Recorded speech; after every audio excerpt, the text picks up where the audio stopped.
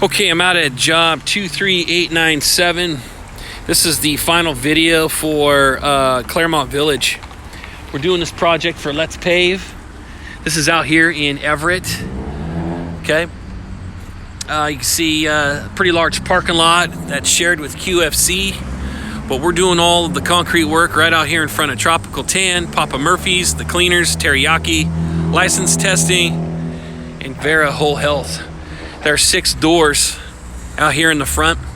Today, myself, Joe, Eric, and Mr. Hurley were out here looking at how the logistics are going to go for this, and we came up with a very good game plan, I think. I'll start down here on this end. So what we're looking at is on okay, so I'm starting down here by QFC. We're talking about blocking off a lot of these stall areas here while we do our scope of work. We got 4 days of concrete to do in here, and then we've got 1 day of asphalt to do as well. Starting off with the concrete, I've got site plans. They're all in the final docket. We've all looked at them. So just a quick rundown of what we're doing here. That ramp's going away. There's only going to be one ramp for ADA, and it's going to be right between the Teriyaki place and the Cleaners, right over there. So how Eric described this is on day 1 and 2, which mind you, we'd be working at night, so after hours, because of all these stores being open during the day and then closing at around 6 to 9 o'clock. These are the latest ones here. I think the Tanning, Papa Murphy's, those are the later ones. But what we would do is try to keep this backside open. And on day 1 and day 2, this would be at night, saw cut and remove the front half of this whole concrete area. Taking out the posts, taking out that ramp down there that's in yellow. We'd go all the way down to the last column at the end of the building. Take all this out in the front here, and then stop right at this joint here at the corner of the building. So we'd be able to leave that back half open while we do this work on the first day and second day. This gives us the opportunity to put in the ADA ramp. The ADA ramp goes right out here, like I said, in front of the Teriyaki place. So as I'm standing out here in the front of the Teriyaki place, I'm just going to mention it's just over 40 yards of concrete, 40 yards. We're going to raise up this curb face in order to be ADA compliant. We need to make it 2%, so that curb has to come up about maybe 1 to 2 inches. So right here in the front is where the ADA ramp goes. So you can see in the dark all the sidewalk that's being removed. The ADA ramp is going in, and then we have to do a little bit of restriping on this as well. So that ADA ramp will go in on that front half that we're going to rip out and put back. So we'll be able to put this ADA ramp in, and then we'll be able to continue down the sidewalk here. We'll be cutting out 2 feet into the asphalt here, and we'll be doing asphalt restoration on that as well. But all this is coming out on day 1, and then day 2 at night we'll form and pour, and we'll stop right about here. And the reason for that is because we're trying to get a street use permit to do this work out here. We have to rip out this ADA ramp because we have to create a new landing that's at 2%, and right now it's at about 2.4%. Okay, so because we're in the right of way, we got to get street use permit. Eric said he'd want to do this on day 4, so that means we can do all the rest of this work without that street use permit. And it might work out best because this work needs to be done by like the last week of March. There's no guarantee we can get that street use permit, so this game plan works out kind of perfect to get everything done in front of these stores and make the customer happy. Okay, so then after day 2, when we come out here, we'll pour this in. They'll still have access on the back side here while we're doing this work on day 2 at night. Okay, we'll still keep this area closed off on those days when we're out here working. Day three, remove the back half of all of this. Okay, it's all broom finish, by the way. We'll stop right there where the arrow is. And then that same night, we will pour back 6 entryways here for these 6 different tenants that are here. Okay, so we've got one of them here, and then we got 5 more down there. I'm going to show you the hours of operation as I walk down here.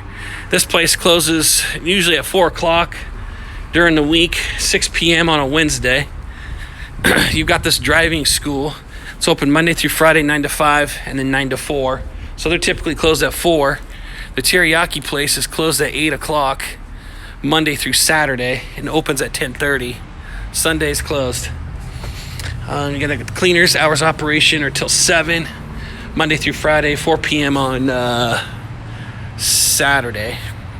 They're closed on Sunday. And then Papa Murphy's, hours of operation, they're typically closed at 8 or 9 o'clock, but they're every day. Last place is the tanning place right here, and they've got Monday through Friday till 10. So they're open pretty late. All right, so now that we've got that on the video, like I was saying on day 3, rip out everything and then put back. We'll form and pour these 6 entryways right away, so that way they could be opened up that next day. Not in the morning, but probably like late morning or even like around midday, noon time.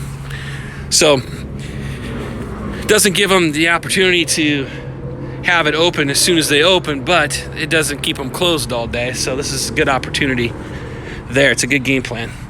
All right, this day 3 also includes ripping out this backside here and pouring this back too.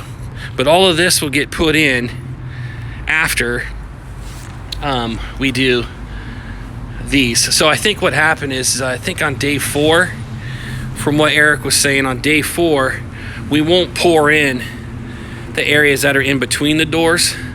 On day 3, we'll pour them on day 4. So day 4 is going to be spent pouring the rest of these areas in, including this on the back side. And then once that's done, on day 4, he'll be able to go out to that far end, remove that concrete ramp that's out there, and replace.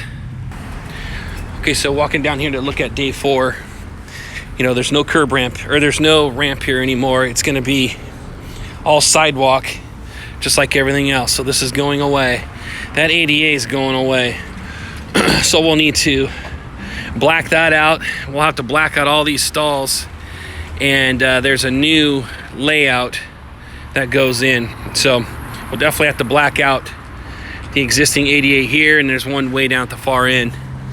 Redo the layout of striping. Okay.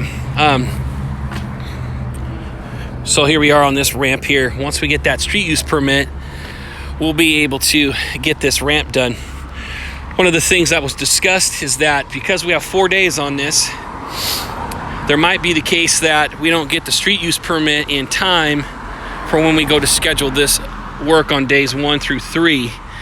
If that's the case, then we all agreed that the customer would be called and we would tell them that, hey, we're still having to wait for the street use permit, so we're going to have to charge an additional mobilization, a 5th day, to come out and do this work, potentially. All right, so in our 4 days that we have allotted, there is the possibility that we might have to stop right here and not do this ramp because of the fact we won't get the street use permit back in time. Okay, so that's the game plan out here. It's all been talked about. Concrete bollards. We've got some pipe bollards that are on the bid, on the work order, and there's 2 of them, and they go in front of the ADA stalls, and they're going inside the concrete sidewalk here. So we got to make sure that when we go to do this front half, that we set those bollards that same night. So on night number 2, we'll want to set those bollards so that way we can put in the concrete around it, and then we don't have to do any core drilling later on. Okay, so we'll have to set those pipe bollards, and we'll have to put posts inside of them, and then put the ADA signs on top of that. 1 van accessible, and then it'll be 1 regular stall. Okay, on the asphalt. So on the asphalt, we'll have asphalt restoration all down this in front of the curbing, which is about 2 feet out and about 169 feet in length from there to here. Okay, so almost 170 feet. We assumed 6 inches because we don't know, we're not quite sure how deep this asphalt is here, so we plugged in 6 inches. So I think we're covered there. We also have a 26 by 18 and a half of asphalt that's in this area here. We don't need to rip out the asphalt on this necessarily, so we didn't plug in for removal of this area. We need to bring the asphalt up. Okay, so there's going to be some asphalt to lift up here. We might have to do a little key cut, you know, out here, but we also have, I think it was 7 feet, so 76 by let's see, 76 by 7. Look here. Yeah, 76 by 7. We have it like 2.5 inches. I think that's to go around the ADA area so we can kind of cut it out and then blend it in with the rest of the asphalt out here. It's really close on compliance here. So as we build this asphalt up to make a pad here, we'll be able to work with the asphalt around it. So we plugged in another 70 some feet. There'll also be a little bit of asphalt to do out in front of that ADA ramp too as well. So I think we got enough asphalt plugged into this project that we could potentially do it on the 4th night when the other guys are out here doing the concrete work. That's something to discuss later, but we did talk about it because the asphalt's on a separate mobilization. Okay, I think I've covered everything we need for now, but like I said, we'll be able to block off this section here so that we can have our own work zone, have access into here. There's other areas out here on the outside that we can park at if we need to have some extra space for parking. I think that's it. Any other questions, let me know.